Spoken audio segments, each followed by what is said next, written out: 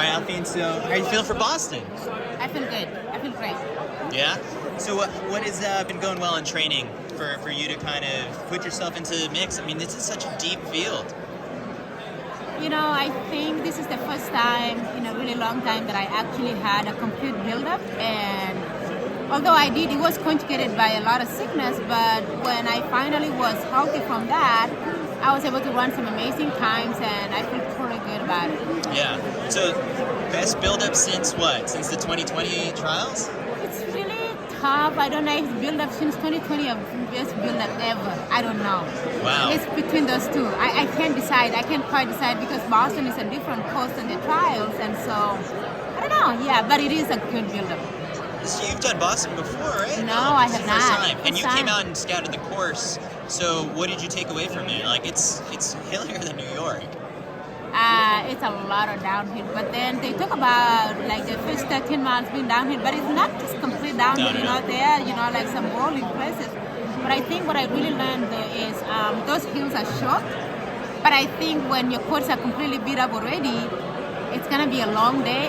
And there was a day in practice where I actually ran a little too fast in the first half, and I had a finish on the downhill, and I couldn't move. I ran my last mile, which is a downhill, slower than my first, miles. And so I realized okay, I had kind of a mimicking Boston. Yeah. And so I now know on Monday, I need to be careful with what I do, and I need to make sure that I get to mile 21 on top of the hill feeling good, because those last 4 miles are downhill, but if you are completely destroyed, it doesn't matter.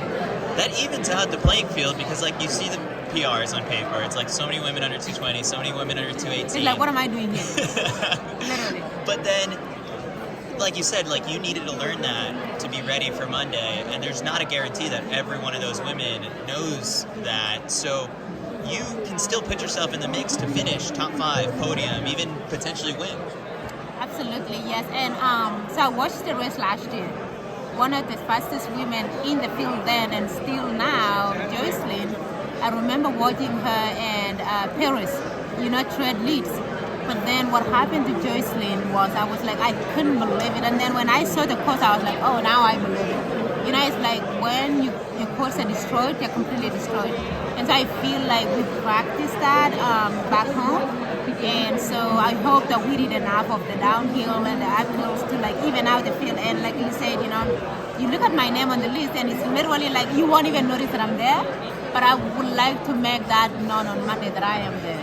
I love that. So, yeah. So, after this, this is maybe the last major marathon before Orlando, because New York might get close or anything like that. So, you have to mentally already start thinking, I think, in reverse from February 2024. It's crazy.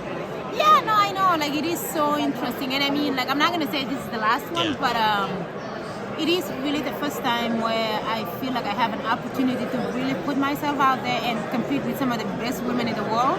And there's no better feeling than that for me. It's I have gone to 2 New Yorks where I had less than ideal preparation, but I feel like with this one, I can actually see how good I can race with those women, and I'm excited. Yeah. And so I'm glad that everybody's here, and it'll be fun. I feel like you got your swagger back.